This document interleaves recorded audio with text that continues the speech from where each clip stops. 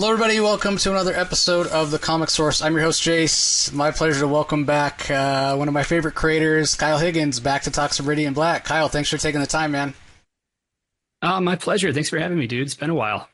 Yeah, New York, I guess, a few months. So hope you had a good holiday season. Haven't talked since then. Yeah. Yeah, it was good. We actually after New York, girlfriend and I went to Australia for a family wedding on her side, and then got to spend a couple weeks in Chicago through New Year's, which was really nice. So all in all, it was it was a different kind of stress. It wasn't work stress, it was family stress. Yeah. But Yeah. Well, speaking of Chicago, the reason Kyle's on today, we're getting the return of Radiant Black. We haven't seen it on the stands since the end of the Catalyst War, which was amazing. We finally got resolution on who was going to be Radiant Black. Was it Nathan? Was it Marshall? So issue 31 drops on February 26th, everybody, with kind of a great jumping on point. Not that you shouldn't go back and get caught up if you haven't. You have a little bit of time. But kind of a rebuild, I think, is what you guys are calling it, Kyle. So talk a little bit about bringing it back. I know you have been working hard on it all this time, and it's going to be more back to the regular schedule now that you're not having to do two big issues per month. So talk a little bit about the comeback here.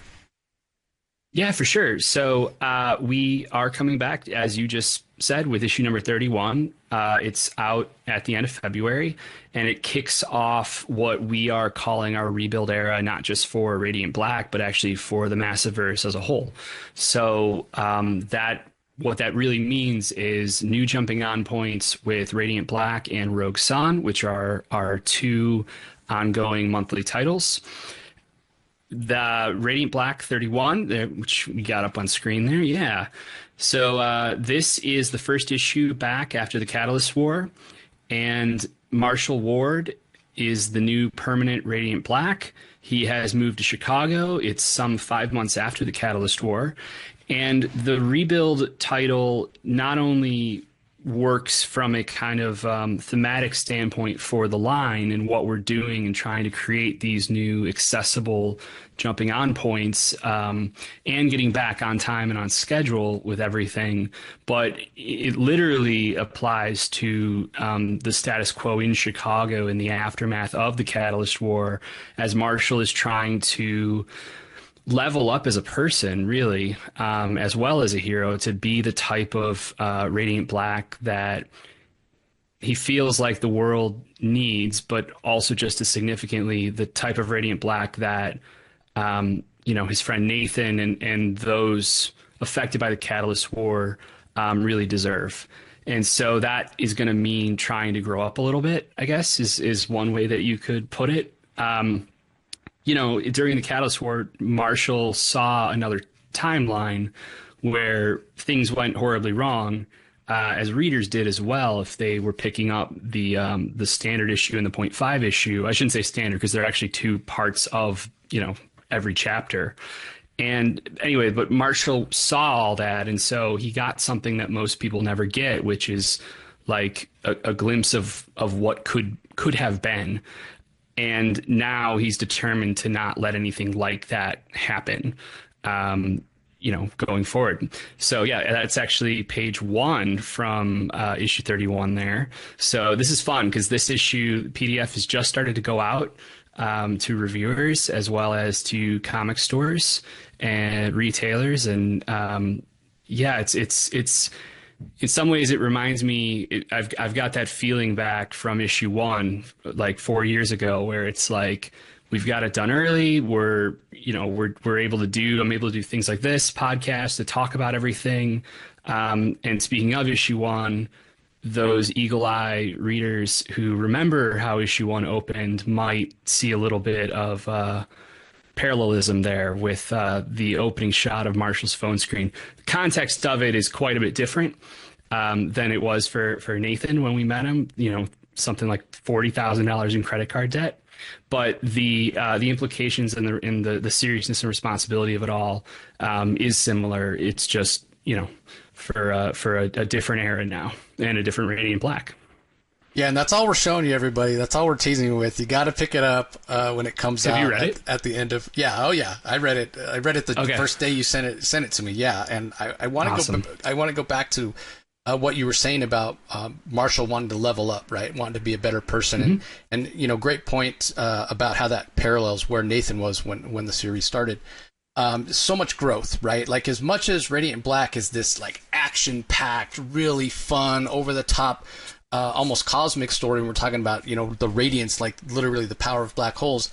What drives the story, what makes it connect, and always has for me at least, is how I relate to these characters. Struggling to just make it and be a good person and be a good son and be a good friend and that sort of thing.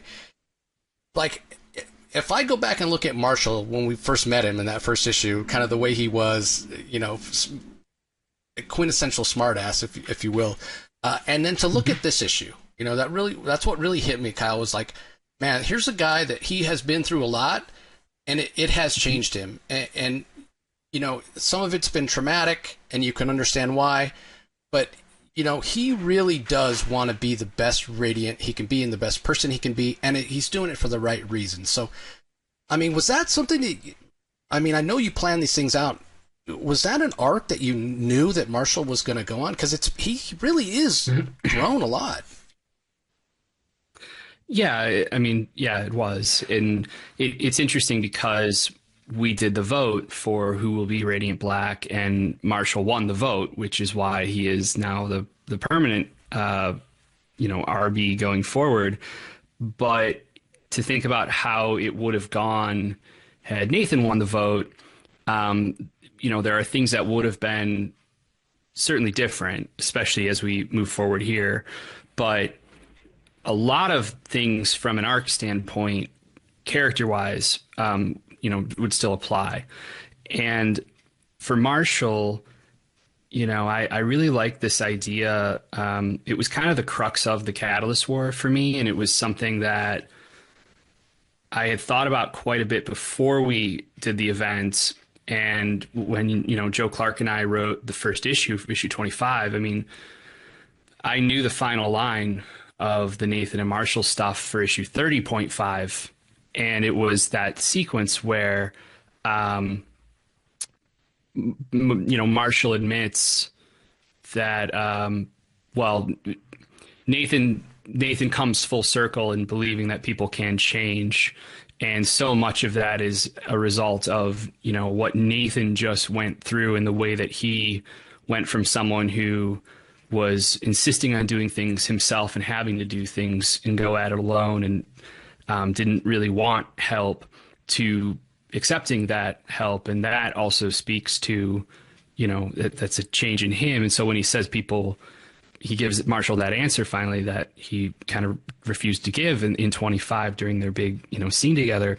And he says, people can change. And Marshall turns around and says, you're wrong.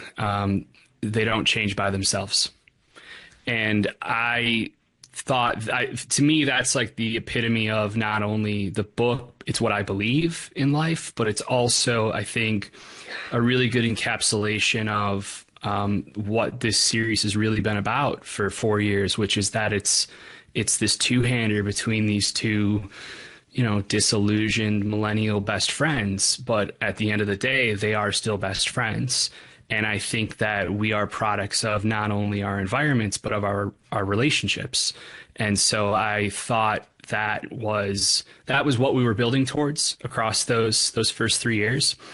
And now as we enter this era, I feel really, really good about where everything's at, especially as, Marshall, as you said, is looking to do these things for the right reasons. You can't really, it's kind of like, when if you're trying to get in shape or you're looking to lose weight or things like that, like, sure, there are like short-term kind of answers, but ultimately nothing sustainable happens without some kind of without lifestyle changes.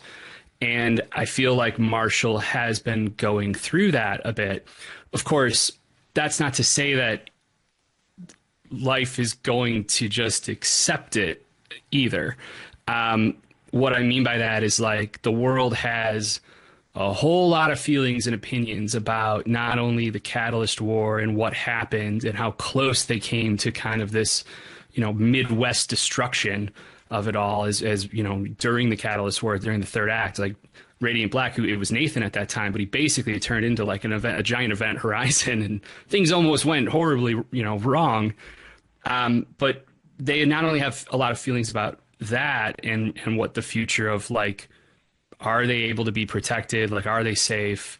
But more specifically, what they think and feel about Radiant Black.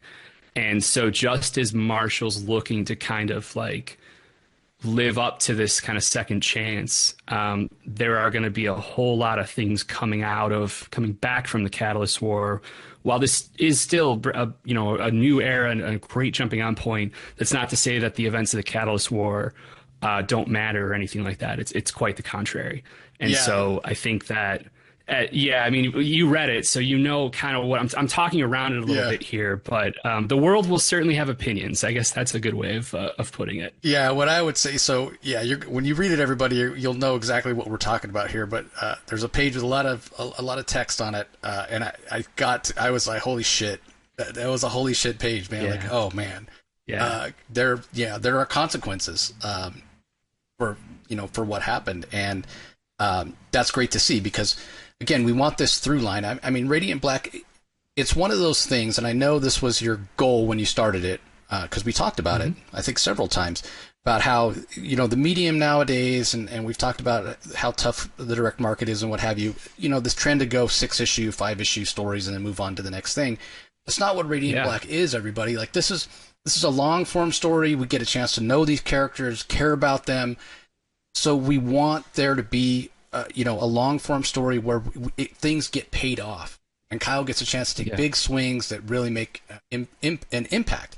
So it's great to have these jumping-on points for people that haven't been following along, but also for us longtime fans and readers, we're getting things that are paying off while constantly being introduced to new things as well.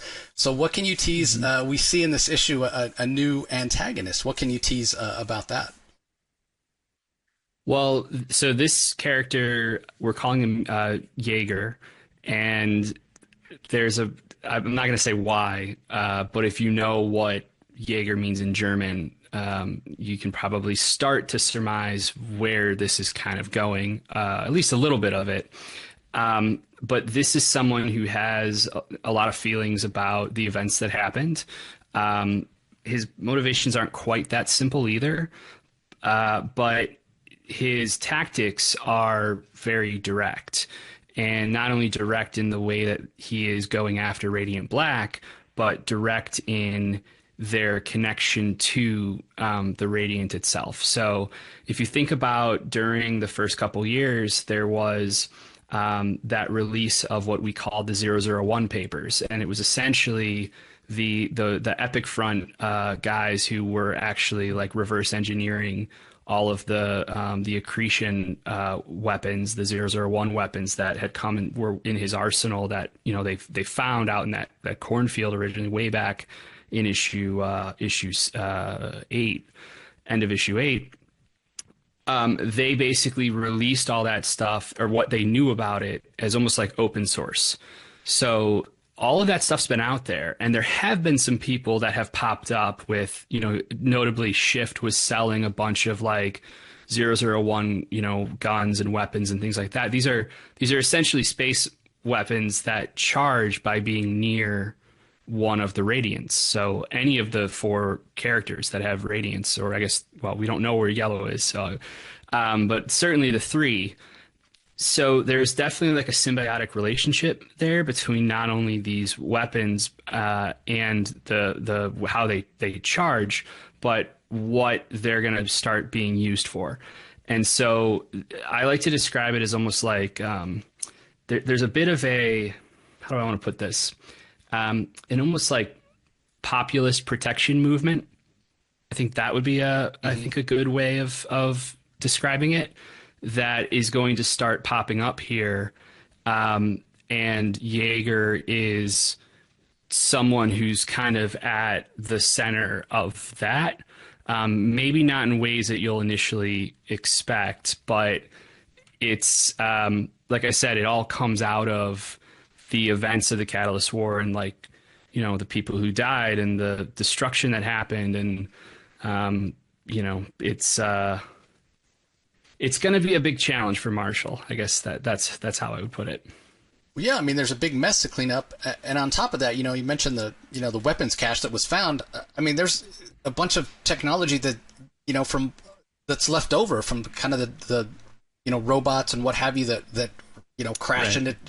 I mean, it's almost like anybody could go out and get a piece of technology, you know, out at the corner for the wreckage site or what have you. I mean, that's a tremendous challenge for anybody to try to, you know, control that and try to keep that under wraps. And, you know, we know the government was involved in the Catalyst War. What's their agenda? Mm-hmm. Yeah, and Marshall's got to handle this all on his own because we know Nathan is back in California. So new challenges, a new frontier. He's got his work cut out for him. Yeah, for sure, for sure. Since you're doing video here, I'm actually looking to see if I can pull up to find the folder. But we've been showing a little bit of early art. If you might be interested in seeing some of that. Let's see here. Okay, that is in folder. Where is that? No, not that one. There it is. Black promo.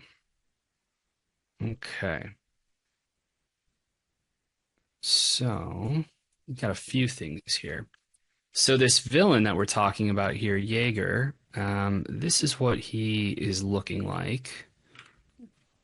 Oh, sorry. That's not going to work, is it?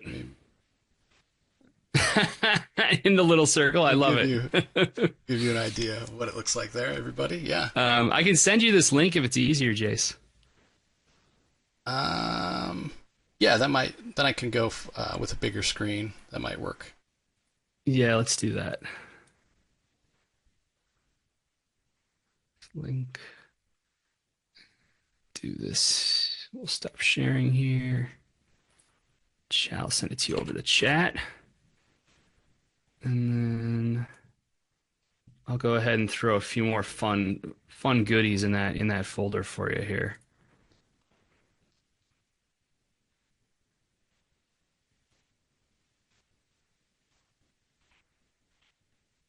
Oh, 1 second, everybody. Screen.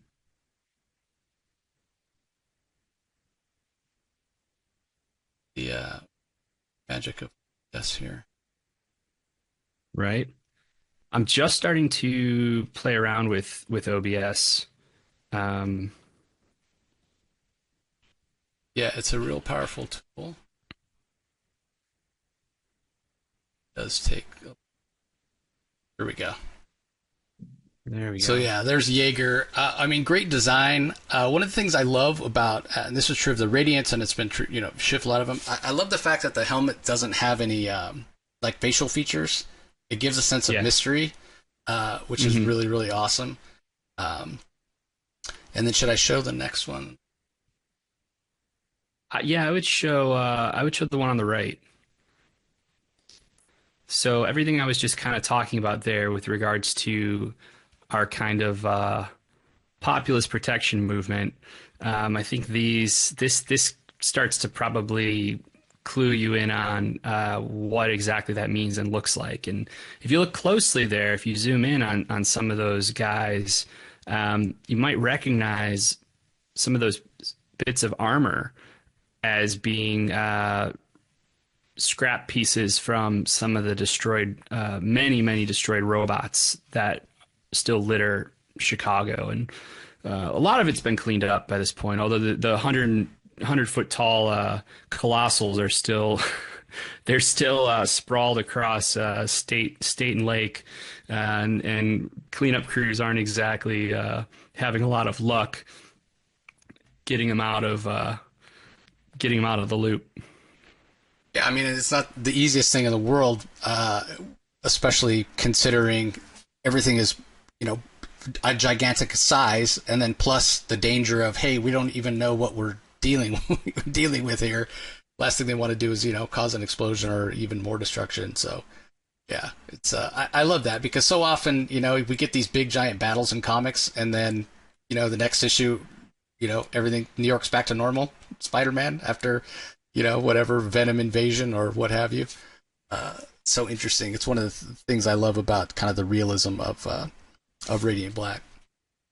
Totally. Yeah, that's one of the things that always I don't want to say bothers me, but there is a an aftermath component that you don't see dealt with all that much in superhero comics.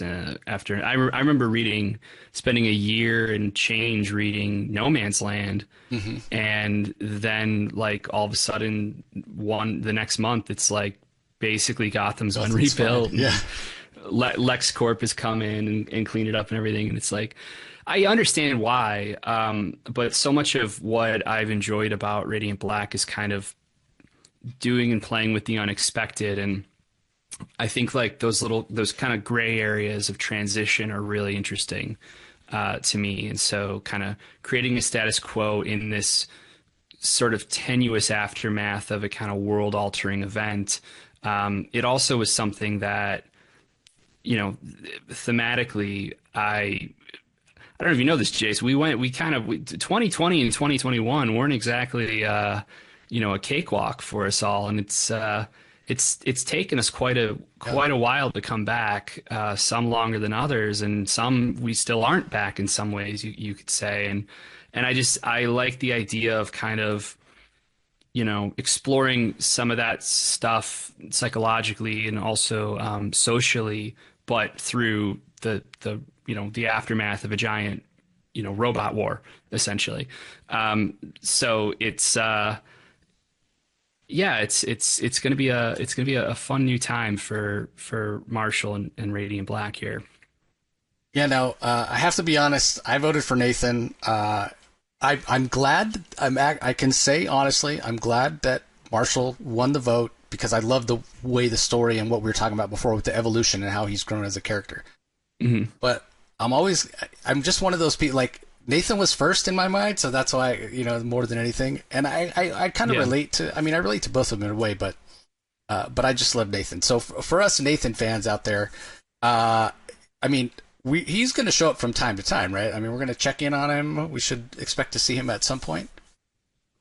Yeah, not for a while. But yeah, he'll be around. I mean, he is still Marshall's best friend. Right. He's back in California, taking another swing at things.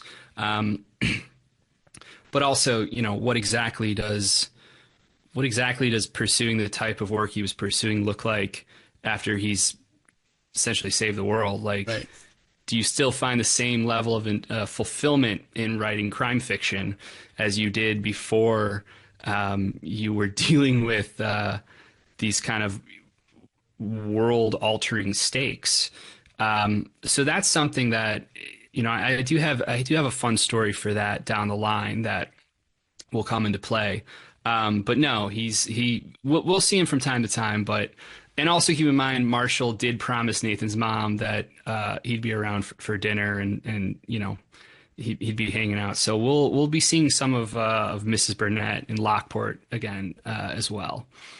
Well, the other part of the you mentioned this is kind of a new era for the whole of the Massiverse, and that's the other part of this. Mm-hmm. Yes, it started with Radiant Black, everybody, but we have Rogue Sun, we have oh my God, why am I drawing a blank on Matt's book? Inferno Girl, Red. Yeah, we have Misty's, but why am I drawing a blank on all these? The Dead Lucky. Yeah, Dead Lucky. I knew it was a D.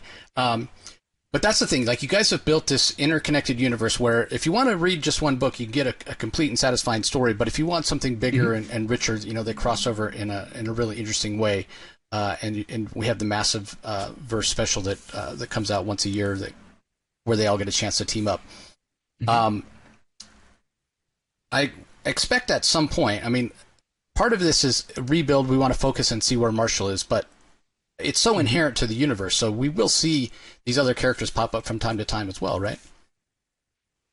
Yeah. I mean, we've started announcing this. I think the solicits, I think they went live. But but we revealed it on our live stream a few weeks, or actually last week, that issue 25 is the return of Rogue Sun, brand new era. Dylan's half-sister Ari is now a new Rogue Sun. How that's possible is part of the story. To this point, there's only been one Sunstone. Where these powers come from is the other part of the story. And also, more importantly, how Dylan reacts to this and navigates it is really the core of it all.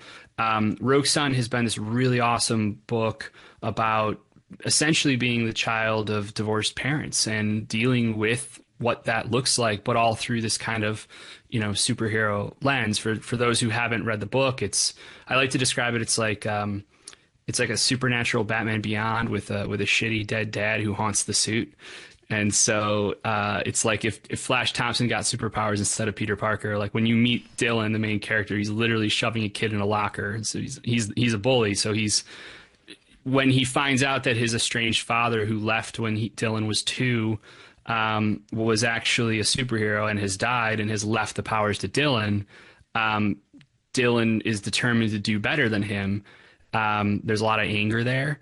But every time he becomes Rogue Sun, he can actually see the ghost of his dead father. So he has to start having a relationship with this man that he has hated for all these years in order to learn how to actually be a superhero and hopefully become a better person as well.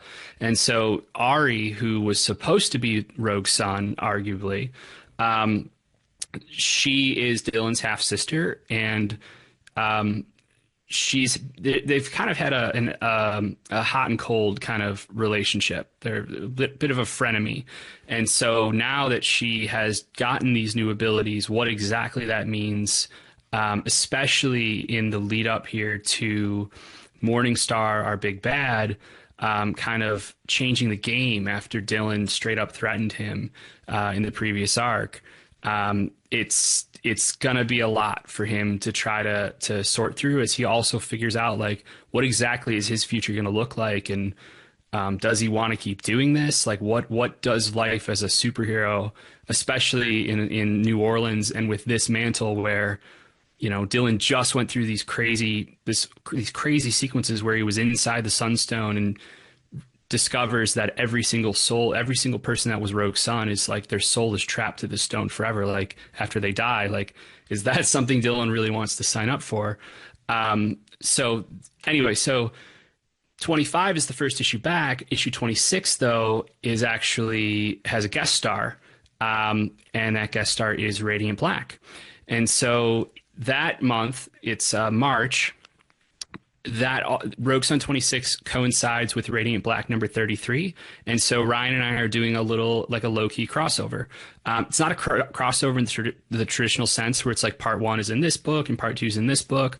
Again, keeping to our adage about everything being accessible, you don't have to read anything you're not interested in. So if you only want to read Radiant Black and you're not interested in reading Rogue Sun, Rogue Sun will be in this issue, but you'll get the story just in Radiant Black. Same vice versa if you just read Rogue Sun, right? If you read them both, though, they are very additive to each other, and you learn some things differently. You learn some things that are different when you juxtapose the two, and we're playing with the form a little bit with that.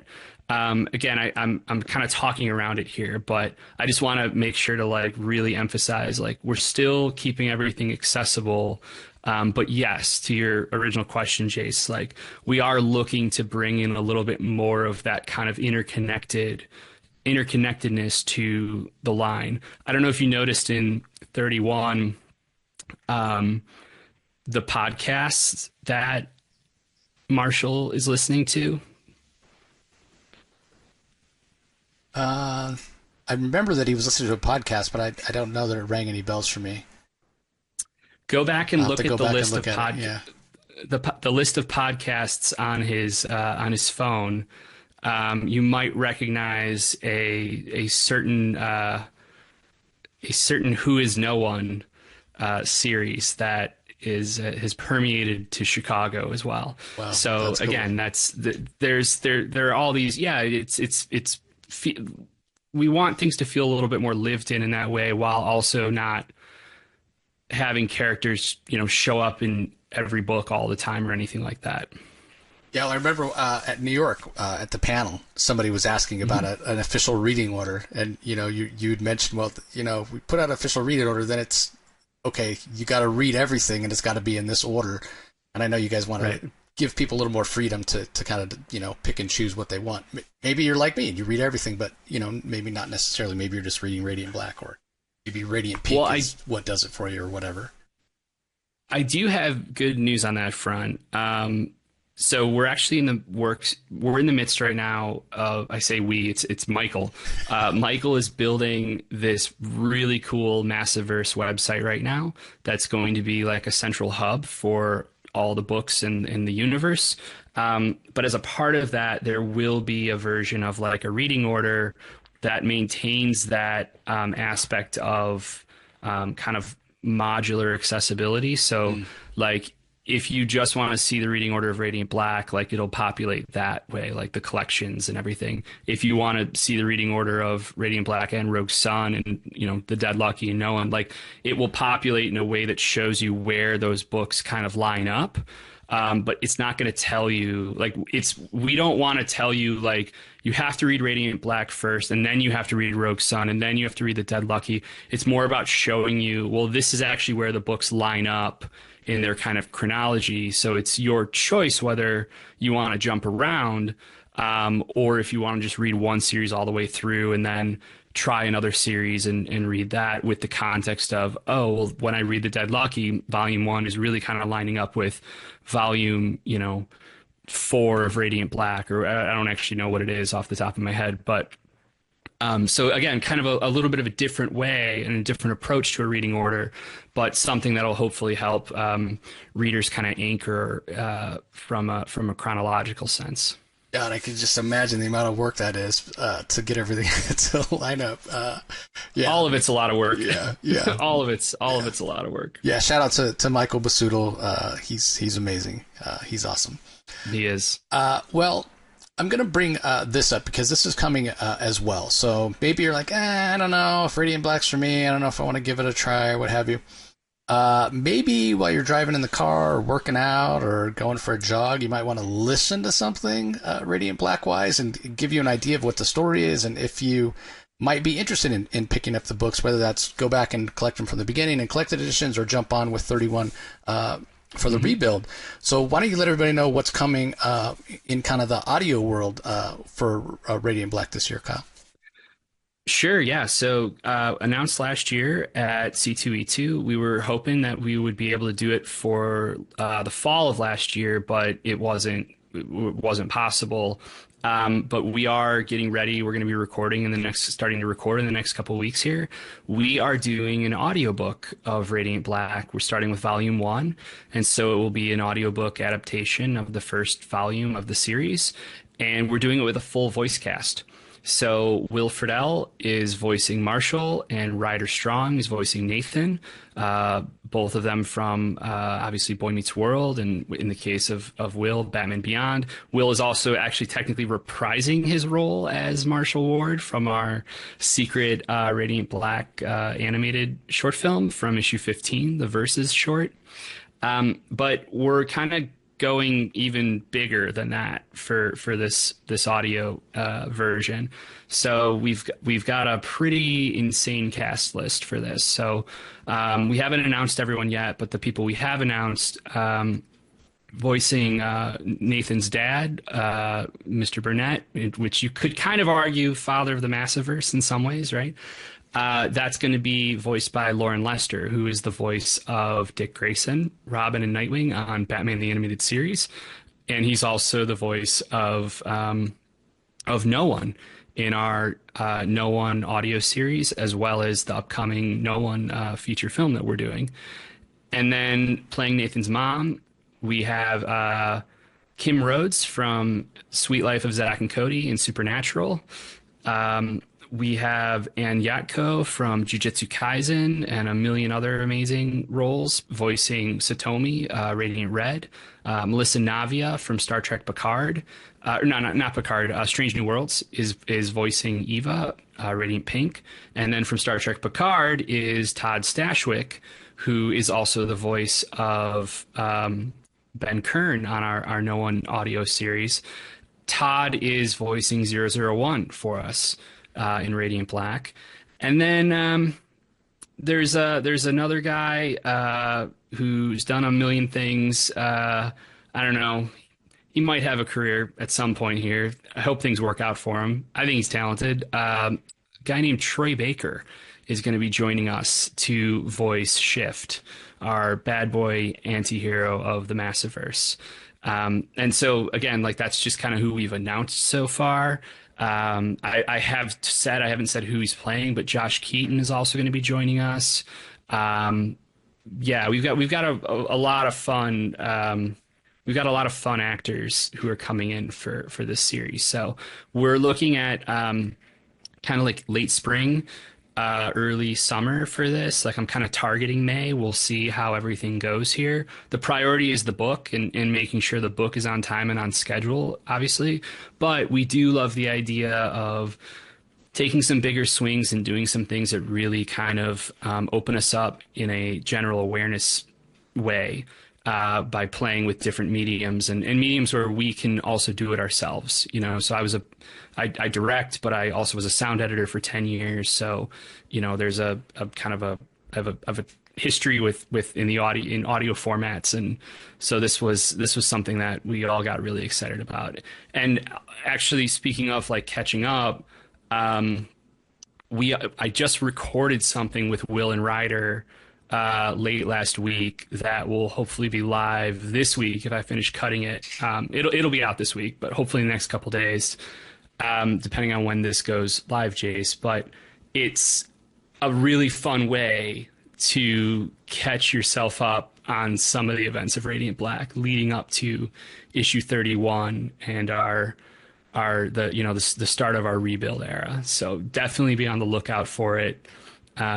Across, you know, social media and our Massiverse YouTube and Instagram and probably TikTok and wherever else you consume cool comics content. Our newsletter, it'll definitely be in the newsletter. Yeah, that was going to be my next point. If everybody, we know it's a lot. We know you guys are all interested in a million things, and it's hard to keep up with what comes out when, what have you. Best way to keep up with all the news about Massiverse stuff is the Black Market newsletter. There'll be a link in the show notes where you can go and sign up for the newsletter if you're not signed up already, and also a link to the Black Market social media, Instagram and what have you. So again, if you're having trouble finding them, just go click there, and then you'll know when these things start to drop. So. Well, it's been great catching up, Kyle.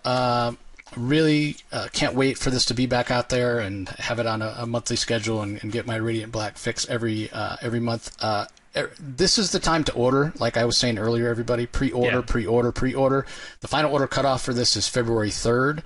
And then the book is out, what did I say, the 29th, I think? 26th, 29th. The 26th. 26th, yeah. The last. And then. It's not a leap year. And then And then Rogue Sun 25 is just 2 weeks later. So Rogue Sun 25 has its FOC on February 17th, and that will drop. It'll hit stands on March 12th. March 12th, yeah. And actually this week, again, depending on when this goes live, so Thursday night this week.